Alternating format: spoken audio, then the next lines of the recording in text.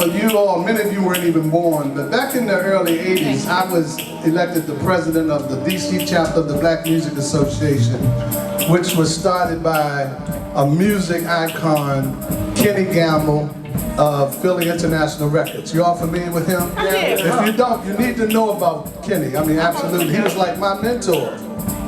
And they had this organization, the Black Music Association, and DC set up a chapter, and they elected me the president. It went on for a long time, but what happened was the music industry people that were funding the organization, the BMA started dogging them, going to conferences, talking about them, or what have you. So they pulled the purse strings. The BMA dissolved. During that time, I was running the jazz lounge at the Ibex. Some of you all may remember that. Some of you old heads may remember the Ibex. And so what we did then, because Marvin Gaye was just assassinated by his father, we created the Marvin Gaye room in the jazz upstairs of the Ibex. And for 30 years, up until last year, myself and a few people and then our organization produced Marvin Gaye Day in the District of Columbia. Have any of you all ever attended a Marvin Gaye Day? We did it for many, many, many, many years. The highlight of our organization has been youth development and preparing young people for the music industry. And one of the things that we have always emphasized, young artists and aspiring artists, but our philosophy has been always develop yourself in an area where you can live a comfortable life. Don't put all your peas in the music business industry. Go to school, get a degree. Teach school while you're doing your art form. You want to be comfortable, you want to have a nice lifestyle. I have been to too many funerals where guys had put all their peas in a pot and couldn't even bury themselves. We had to pass the hat. And I have been trying hard to discourage that with you young people over the years. We have a music program at the AAMA, and Brother Tate has come along and brought it along. It's the message and the music. This was a concept that Kenny Gamble had created years ago. I felt that it was such a wonderful concept, we must keep it alive. Now, the most dynamic aspect of our program is that our music is about teaching our peers about positive things that's going on in life. The negative lyrics left with Biggie, Tupac, and some of the other people who came out, and they had their highlight times, don't get me wrong. But as African Americans, young people, we need to bring our people into the light. Amen? If you know what I mean. We need to be dealing more with our higher self as opposed to the lower self. Because when you stay in the light, you're connected to the universal God force, which will give you the divine guidance that we all need to be prosperous in all ways, shapes, and form of our existence. You all hear what I'm saying? So we do not tolerate negative lyrics, negative energy of any kind in our surroundings.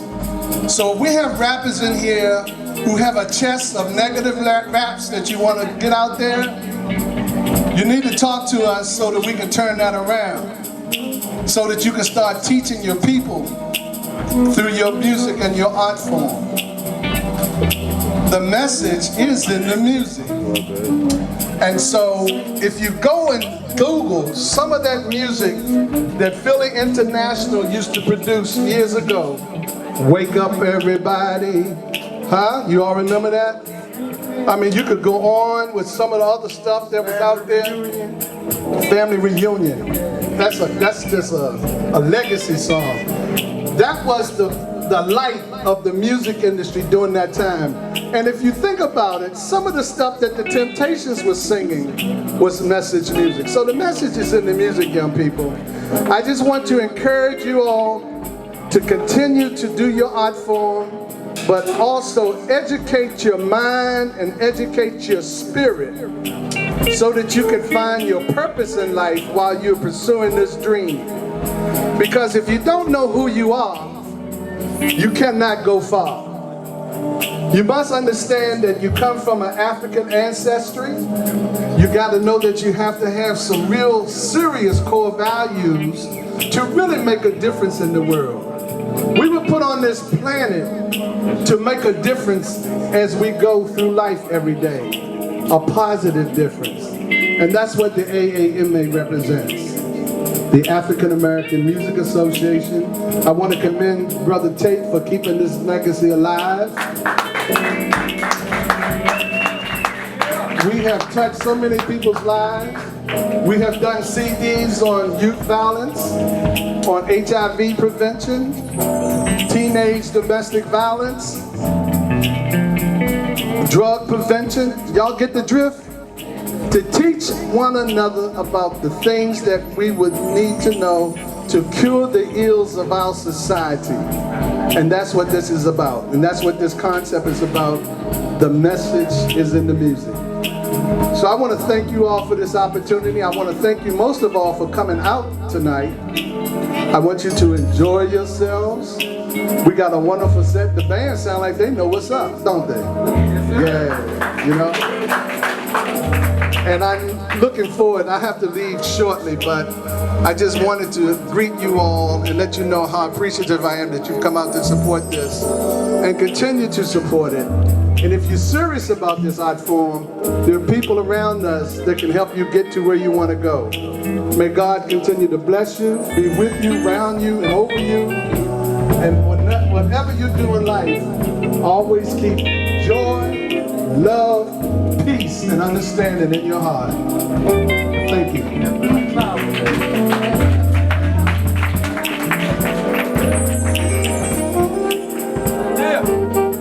Come on. Yes. Another round of applause for my man Saleem.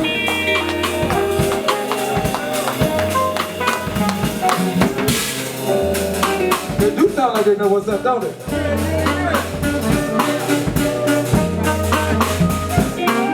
Hey, look here, y'all.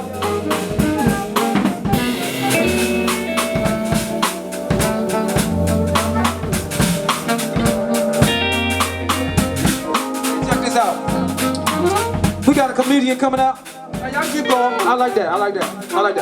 Y'all keep playing. This brother here, he done traveled all up and down the East Coast. You heard? HBO Def Jam finalist. Work out at the Comedy Improv. Opened up for Brother Man from the 4th floor. Or was he from the 5th floor? Fifth floor. Okay, here's the 5th floor. All right. And open up for Christians and Teddy Carpenter. Man, the list goes on and on and on and on and on. Let's give a warm round of applause for my man, Brother Gus, Funny Man.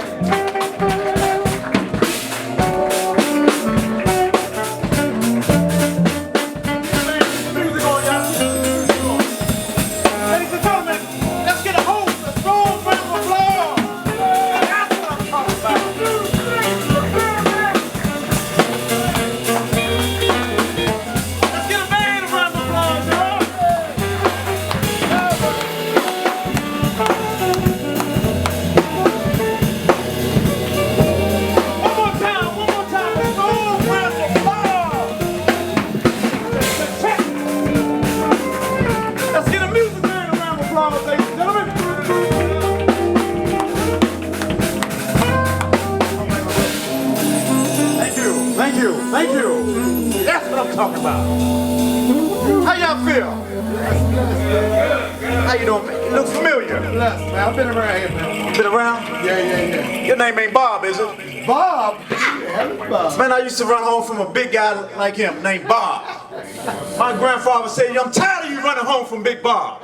You either gonna fight me or fight Bob. I used to whip my grandfather tail. How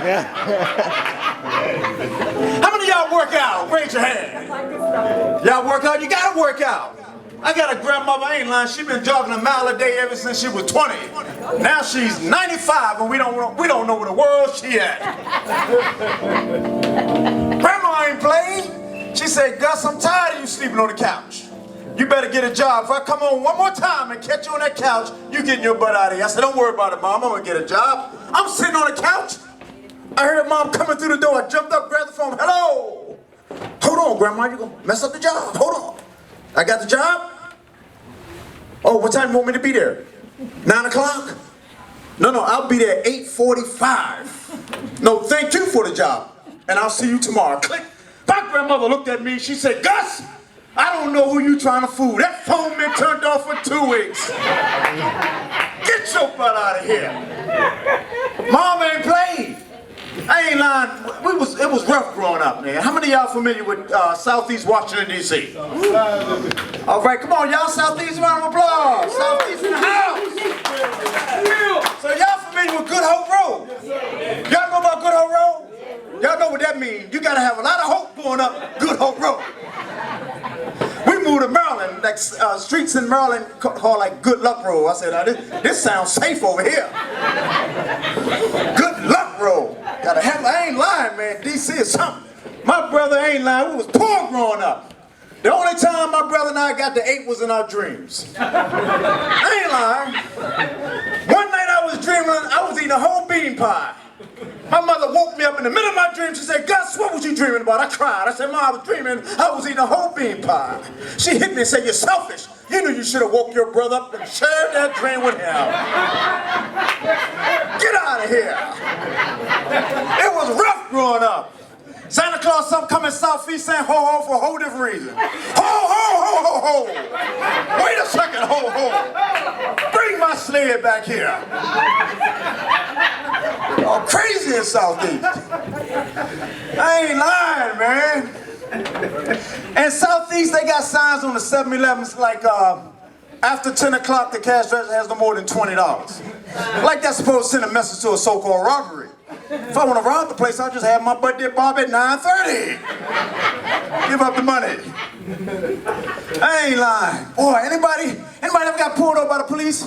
That's right, you can be honest. Anybody got pulled over by the police? They ask you stupid questions, don't they?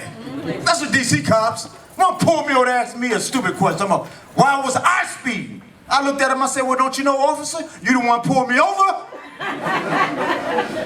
Talking about, are you drinking? I said, well, are you buying? He said, okay, Mr. Funny Man, license and registrations. Now, it's 2015. They got computers in their cars. They can run your name through. All they got to do is get your social security number and tell if you got license. So he said, license and registration. I said, look, officer, I don't have my license on me, but I got a name and a social security number. He said, give me your social security number. I told him, I said, 849368894.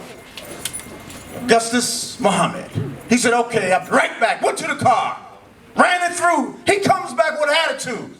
So I'm like, Gus, you know you don't have no driving license. I looked at it officer and said, look, officer, don't start there with me tonight. Y'all took my license last year. Don't tell me y'all done lost it.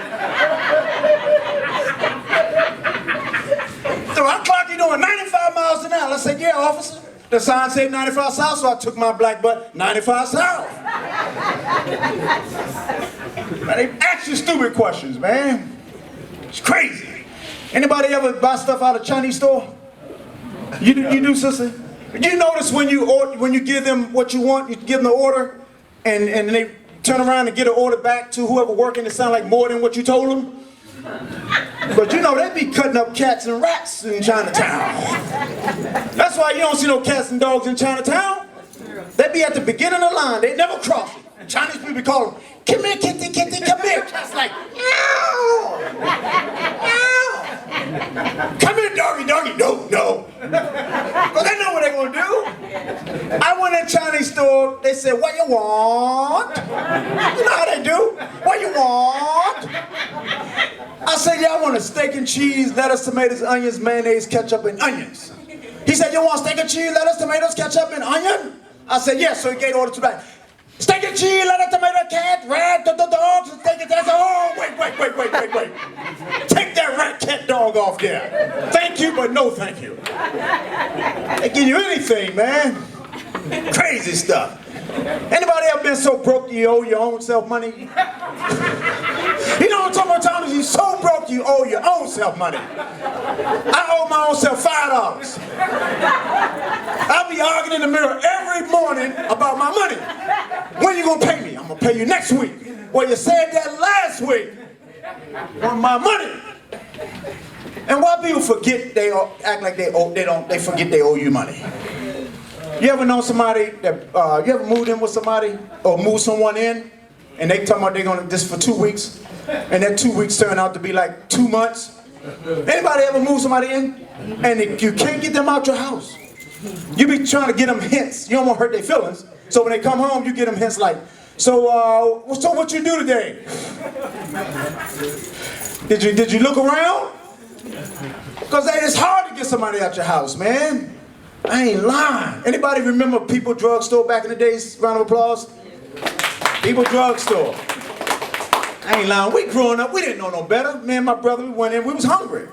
We went in, he took a Snicker and I took a Twix. We got caught, wound up in front of the judge. Judge said, Gus, I'm gonna give you 1 year for stealing, he told my brother, I'm gonna give you 1 year for stealing a Snicker. And he called me up, Gus, I'm gonna give you 2 years for stealing a Twix. Do you have anything else to say? I said, well, Your Honor, why did you give my brother 1 year for taking a Snicker and give me 2 years for taking a Twix? He said, because 1 year carried, one candy bar carried 1 year, and a Twix got 2 candy bars carried 2 years. Do you have anything else to say? I said, no, Your Honor, I'm just glad it wasn't a bag of M&Ms. Get your butt out of here. Crazy stuff, man. I remember I took a car one time, back in front of the same judge. Judge said, you was here last year, wasn't you? So you haven't learned your lesson. So you took a car. He said, you know how much time taking a car, you know how much time I'm gonna give you? I said, no, Your Honor. He said, look out the window. You see those trees out there? I said, hold on. I said, Your Honor, I don't see no trees out there. He said, it will be by the time your black boy get out of here. Crazy stuff happening, man. Crazy. My sister got, I ain't lying, you ever heard the language Kahad? Kahad? Nobody heard that language, Kahad? My sister, she got 9 children, they speak Kahad. As soon as I go over the house, they see me, Uncle Gus, you got Kahad quarter, Kahad dollar, Kahad 50 cent. Kahad $5. Kahad. Y'all take that to work with y'all tomorrow. I ain't lying, man. Thomas, you're doing a great job, man. Y'all give Thomas another round of applause. Great job. Man, we was talking about losing weight. You gotta lose weight. You can't be overweight these days, right? One girl I saw talking about I said, girl, you big? She said, no, I'm big meat. I said, no, you ain't big meat, you fat. Big meat. No, some fat people lie to me they big boned. No, you're not big boned. When the last time you was in school and opened up a science book and said, boy, those some big bones. Sustain, man. Fat people tell me, I don't know how I got so big. You get signs, telltale signs, when you big, don't you? How many of y'all gain weight and you get telltale signs? Y'all know those telltale signs?